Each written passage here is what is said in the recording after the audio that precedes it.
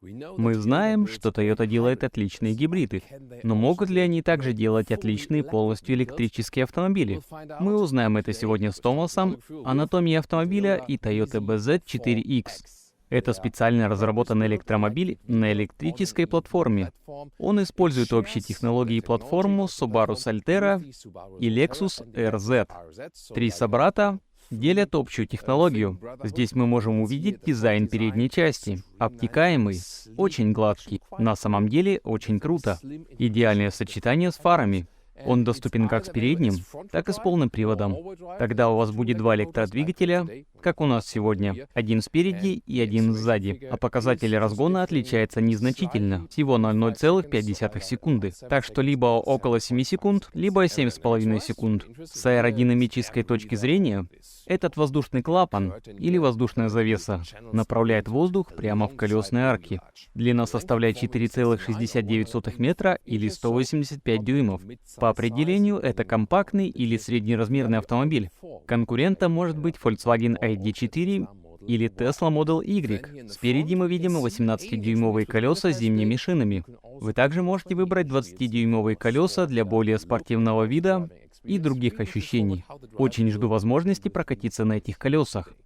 Что касается зарядки, крышка находится спереди. Что интересно, у вас есть зарядка переменного тока мощностью 11 кВт или максимальная мощность постоянного тока 150 кВт в летних условиях. Фактически вы также получаете около 150 кВт зарядки постоянного тока и заряжаетесь от 10 до 80% примерно за 30-32 минуты. Это нормально, но в зимних условиях, как сегодня, мощность значительно падает, и иногда вы получаете только около 45 кВт мощности зарядки постоянного тока, что удваивает или даже утраивает время зарядки. Так что для зимней зарядки это не очень хорошо работает. Зачем такие проблемы? Почему Toyota так поступает? В основном они пытаются сохранить батарею, потому что предлагают 1 000 000 километров или 10 лет гарантии, и батарея при этом все еще сохранит 70% своей емкости. Поскольку они предлагают эту расширенную гарантию на емкость, они говорят, что лучше сохранять такую скорость зарядки зимой, когда батарея разряжается от холода. Также можно быстро зарядиться при разгоне по трассе зимой. Тогда это возможно. Температура батареи должна быть около 20 градусов. Тогда это сработает. А емкость батареи, кстати, 71 кВт-час нетто. Летом теоретическая цифра запаса хода составляет 400 километров или 250 миль. Сегодня мы проверим, как выглядит реальный запас хода зимой с точки зрения стиля. Колесные кроссоверные арки очень широкие и выраженные, как спереди, так и сзади. Может быть, даже чересчур. Расскажите мне в комментариях.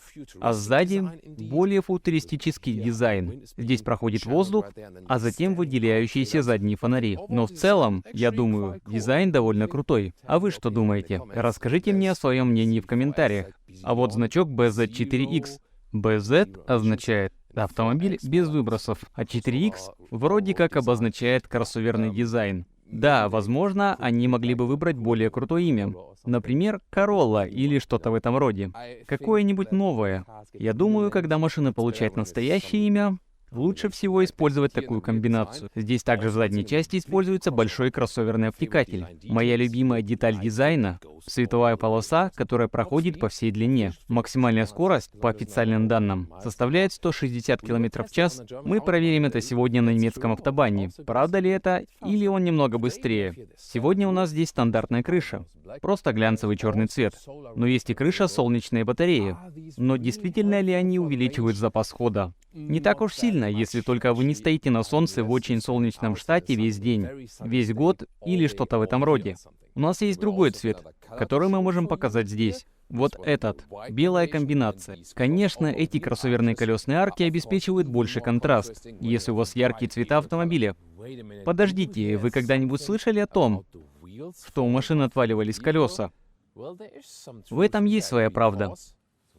Потому что Toyota использовала новую технологию, чтобы удерживать колесные болты на месте перед аварией, и они имели тенденцию ослабевать. Потом они поняли это и вообще прекратили ее использовать.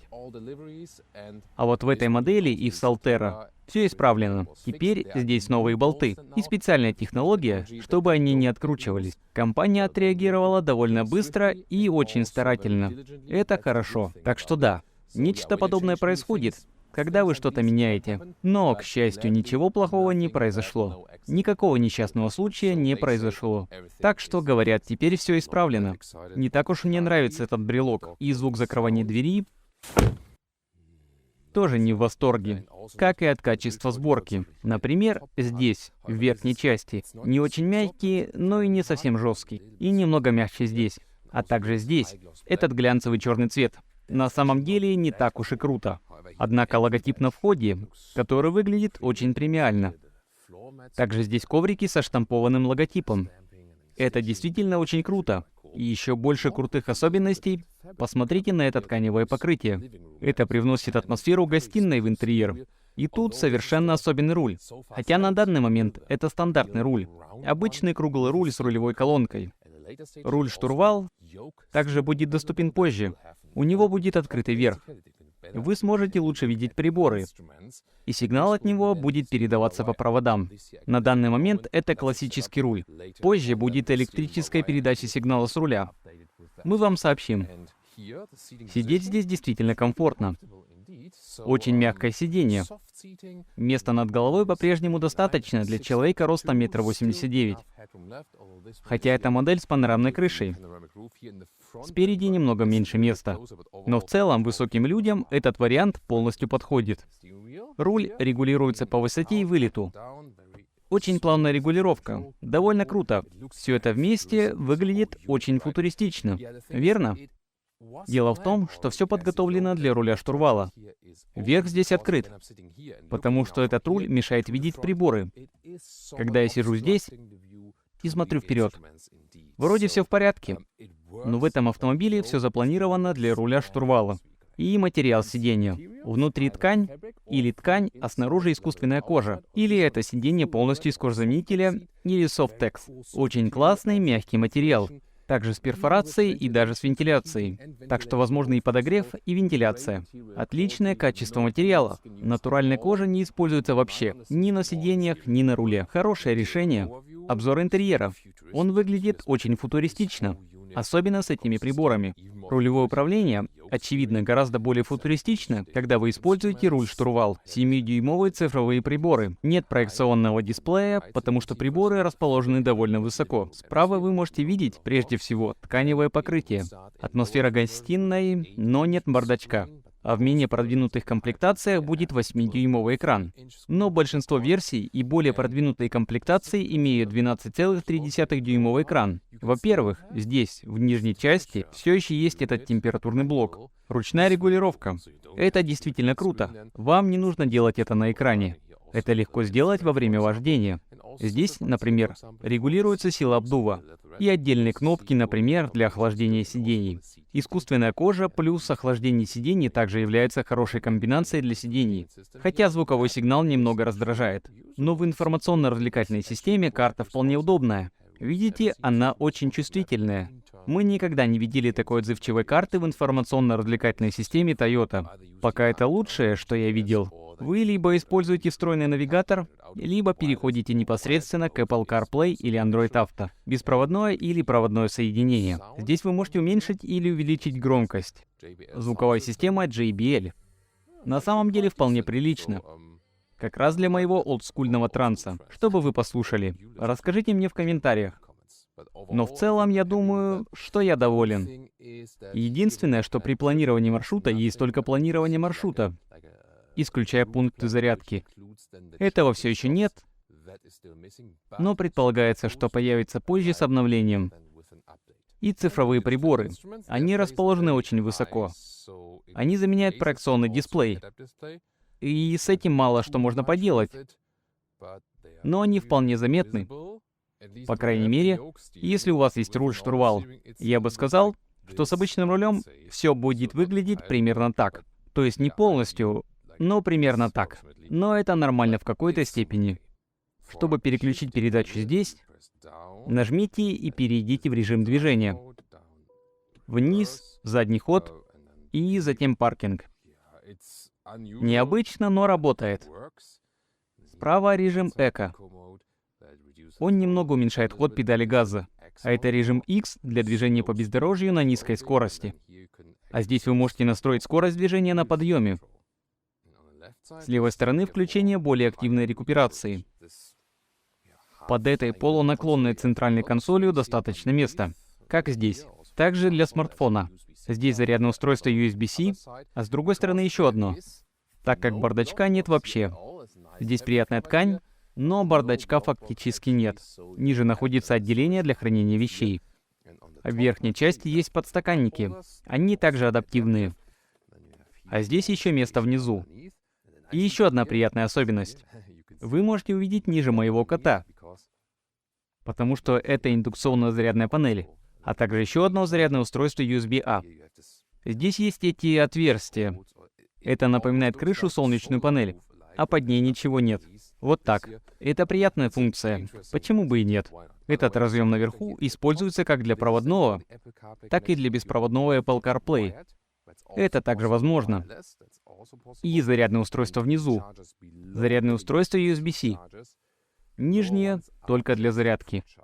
И хотя эту панорамную крышу нельзя открыть, чтобы впустить свежий воздух, вы можете использовать этот слайдер, чтобы закрывать ее. Например, когда становится слишком жарко. Электромотор у нее очень громкий, не так ли? В задней части салона очень приятно иметь такой вид. Панорамная крыша. Хотя здесь есть разделение, но шторка движется до конца. С пространством для ног здесь все хорошо. Много места сзади, без проблем. Кроме того, человеку ростом 1,89 м достаточно места над головой. Материалы здесь не совсем жесткие, так что качество сборки кажется действительно хорошим. Сидеть удобно, однако вы сидите довольно низко. Вы видите здесь угол наклона моих коленей. Не то чтобы это было неудобно, но я бы не сказал, что сам диван идеален для высоких людей. Но в целом я доволен. И да, здесь действительно просторно. Используется электрическая платформа, поэтому даже в нижней части также просторно. Есть два зарядных устройства USB-C и сиденье с подогревом с каждой стороны. По крайней мере, если вы выберете более продвинутую комплектацию. Вы также можете немного настроить заднюю часть. Вы можете поднять ее чуть выше. Она опускается вот так или полностью. Так вы можете сидеть более вертикально, если захотите. И снова мягкий материал или Softex. Мягкий кожзаменитель. Я очень доволен. Крепеж детских кресел на внешних сторонах. Конечно, есть и третий ремень безопасности. И еще здесь есть подстаканники, но они не адаптивные. Для кого-то очень важно наличие заднего дворника. Обидно, если он отсутствует, а здесь его нет. И если это важно для вас, теперь вы знаете. Кстати, что насчет буксировки? 750 килограммов. Можно прицепить небольшой прицеп. Давайте посмотрим на багажник. У нас здесь 450 литров багажного пространства. Вот эта крышка. Да, она немного болтается. Здесь нет направляющих, слева или справа. А вот здесь вполне нормально, что касается багажника. Длина чуть меньше метра или 40 дюймов. И ширина здесь тоже метр или 40 дюймов, но шире внутри колесных арок. Но я также всегда измеряю здесь, чтобы вы также могли узнать ширину вот здесь. И когда вы хотите сложить сиденье, вы должны схватиться вот здесь. Вообще-то это возможно. Вот так. А потом до сидений. Как я настроил их под себя, на самом деле довольно прилично. Так что здесь на 1,9 метра или 75 дюймов. Больше, чем ожидалось. И вы можете видеть, что этот проем очень широкий. Я даже могу стоять здесь с моим ростом 1,89 м. И для вашего кабеля зарядки, посмотрите на это, у вас также есть немного места ниже. А есть ли багажник спереди? Нет. И его здесь нет. Добро пожаловать в водительскую гостиную Томаса. Toyota BZ4X. И все начинается на немецком автобане. Чаще всего мы выезжаем на него, когда у нас есть такая возможность, когда снимаем в Германии. И мы отключили режим Эко, стартуем с 50 км в час. И ограничения скорости нет. Посмотрим, насколько быстрая полноприводная версия. Поехали!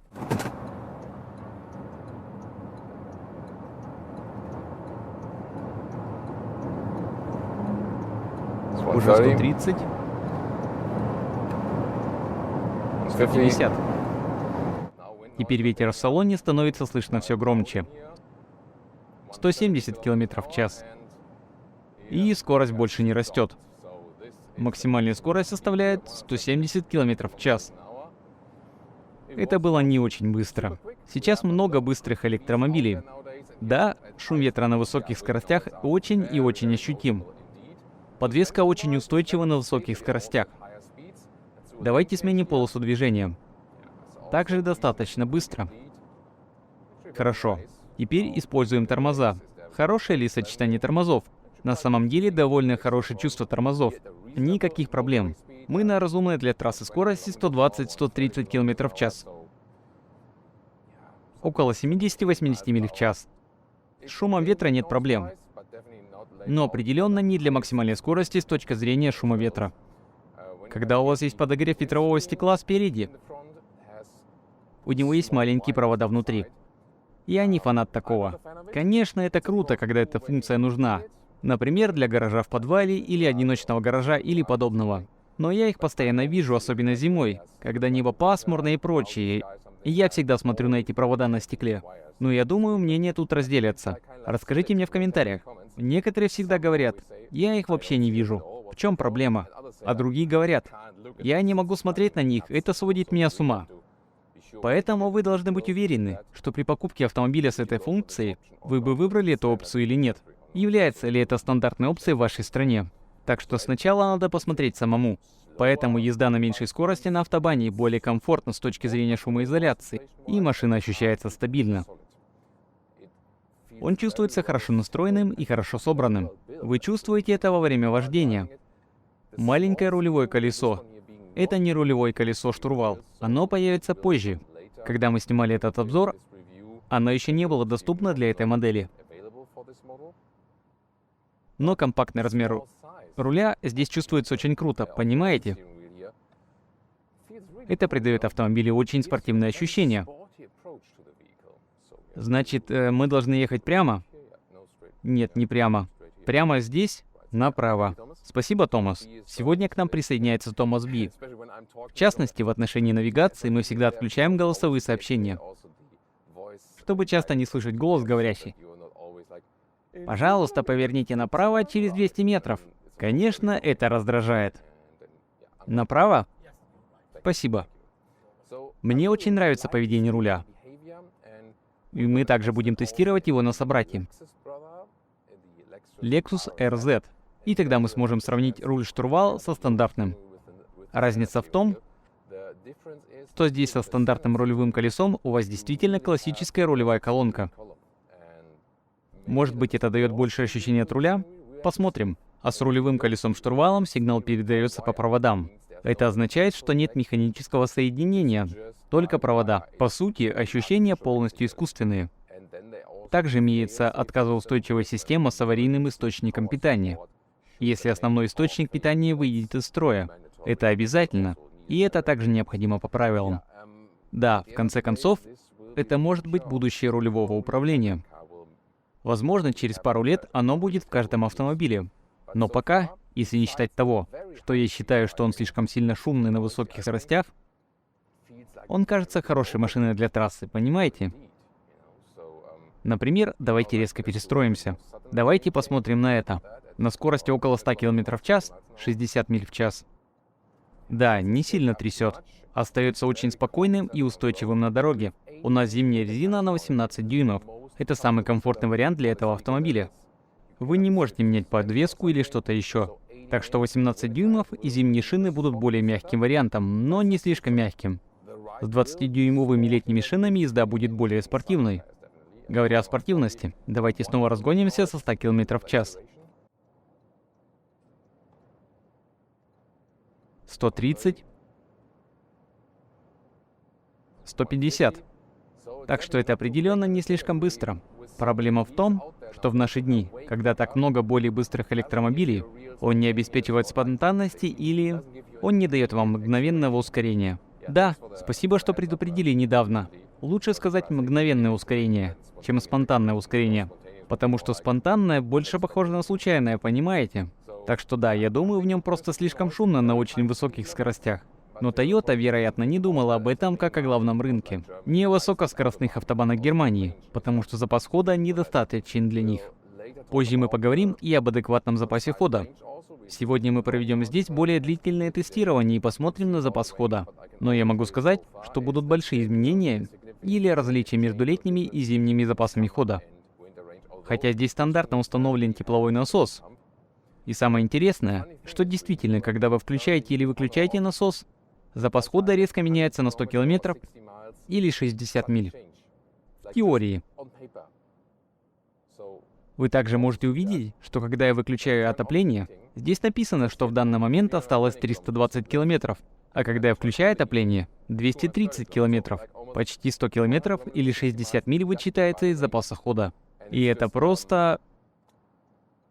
Не то чтобы данные пересчитали в каком-то смысле. Значение просто меняется. Когда вы включаете обогрев, мы просто вычитаем 100 километров или 60 миль. В каком-то смысле это забота о клиентах. Чтобы вы не застряли нигде зимой, но я думаю, что можно было приложить больше усилий, сделать реальный расчет для этого и учитывать данные автомобиля, а не просто написать «давайте изменим заряд на 100 километров» или 60 миль, или что-то такое. Здесь нет специфичных для электромобилей особенностей. Также, когда мы планируем маршрут при помощи навигатора, активной навигации нет. Для расчета остановок, для зарядки и последующего предложения — это ваш маршрут. Вам нужно остановиться здесь, здесь и здесь. Это был бы лучший выбор в отношении времени в пути, плюс время зарядки, как уже предлагают некоторые электромобили. Но здесь этого нет. Так же, как и специфичных для электромобилей вещей. Некоторые из них действительно отсутствуют, но в целом аппаратная часть, как и ожидалось от Toyota, отличная. Это отличный двигатель. Автомобиль очень хорошо держится здесь, на немецком автобане. Для автомобилей это, как правило, лучший тест на самом деле. И уже здесь, на автобане, где мне не приходится слишком сильно подруливать, это очень приятно. Водить эту машину действительно очень приятно. Низкий центр тяжести. Вы получаете ощущение кроссовера. В какой-то степени он похож на внедорожник, но не слишком высокий. Но в целом очень приятное ощущение от вождения на автобане. Для того, чтобы определить, сколько электроэнергии расходуется при движении с постоянной скоростью по автобану, проедем теперь большее расстояние. Всего несколько быстрых подсказок. Как вы можете повлиять на расход? Есть режим эко. Он позволяет немного уменьшить ход педали газа.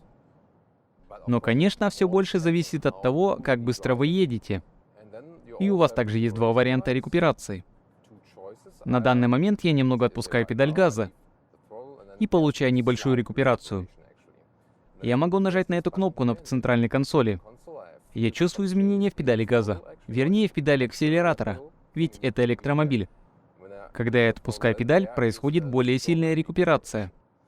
Значит, эти два режима доступны. Все зависит от того, как вы водите машину. Все зависит от вас.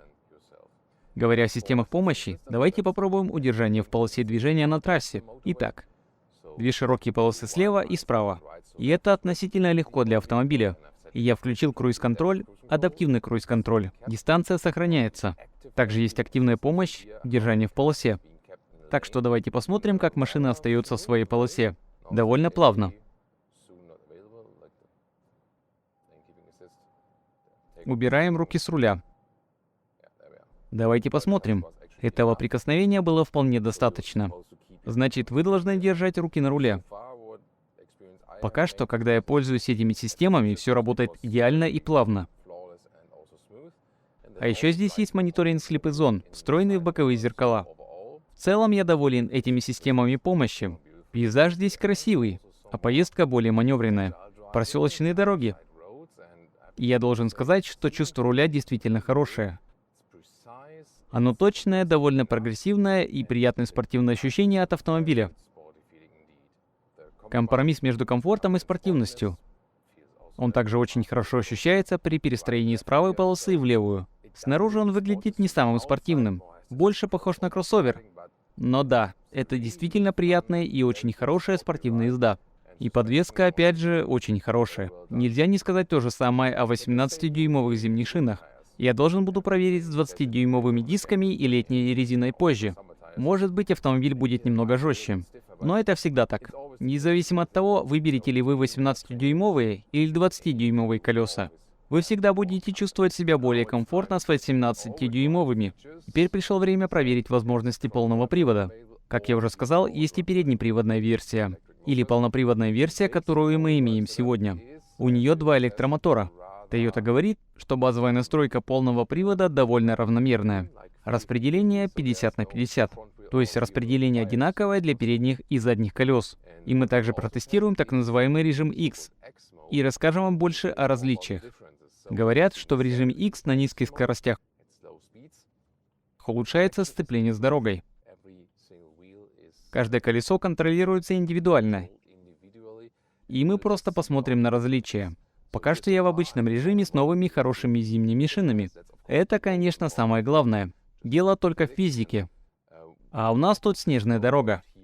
И давайте посмотрим, когда я, например, немного ускорюсь. Каковы различия?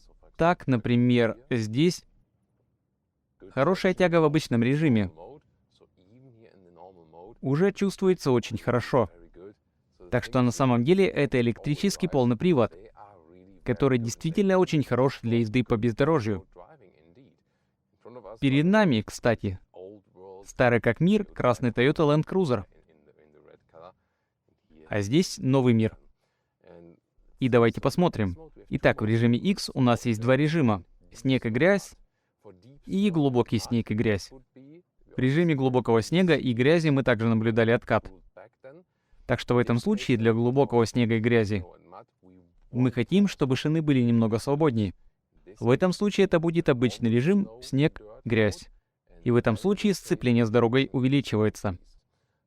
Давайте также посмотрим на ход педали акселератора. Отличается ли он? Итак, в обычном режиме мы получаем легкий толчок. В режиме снег, грязь, да, он уменьшается. Нет мгновенного отклика педали. Таким образом, все становится более плавным. Поэтому вы не теряете сцепление с дорогой при ускорении по снегу. Так что это может быть полезно. Как только вы привыкнете к этой машине и сможете очень мягко нажимать на педаль акселератора, с более или менее тем же эффектом. Но тогда легче, так сказать, получить необходимую тягу. И еще, когда я здесь, просто качусь, я чувствую, что система немного меняет настройки. В то время как в другом режиме X, глубокий снег, грязь, здесь вам нужно быть более опытным водителем. И вы можете получить больше свободы в этом случае. Например, сейчас, когда я ускоряюсь, все поворачивается, понимаете? Не помогает, когда вы чуть не застряли, когда падает тяга и так далее. Поэтому, когда у вас есть полный привод, в некоторые моменты вам нужен небольшой крутящий момент. Так что это будет приятный режим для езды по снегу, так сказать. Когда у вас также есть, например, открытая площадка или что-то в этом роде, вы можете немного покрутить двигатель. Так что если сравнивать режимы, то в обычном режиме уже хорошая и контролируемая езда. Первая работает только при медленном движении автомобиля. Затем режим снег, грязь, здесь будет максимальная тяга. Больше электронных помощников. И затем, когда вы выбираете режим глубокий снег, грязь, то в нем будет, в некотором смысле, меньше помощников. Единственная дополнительная вещь здесь заключается в том, что вы можете, например, установить контроль спуска с холма. Вы также можете установить его здесь. Но в данном случае он нам не нужен, и вы можете просто использовать тормоза для этого. Ну да, определенно интересно иметь этих маленьких помощников. Так что работа полного привода здесь действительно достойная.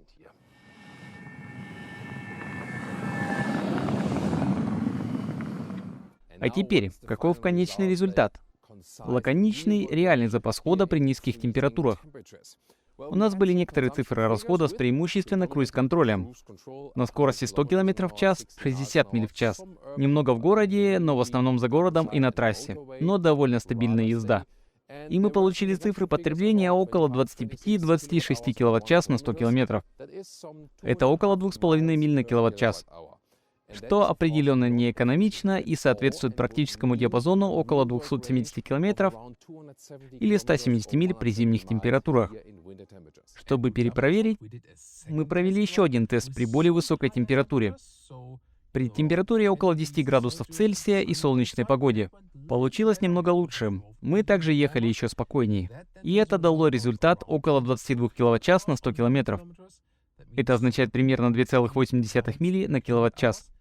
Это означает, что запас хода зимой составляет 320 километров или около 200 миль. Так что немного лучше. В летнее время будет лучше. Да, мы можем этого ожидать. Но надо сказать, что машина отличная с точки зрения вождения. Железо, ходовой части, подвески, рулевого управления и прочего. Много удовольствия. Хорошее вождение.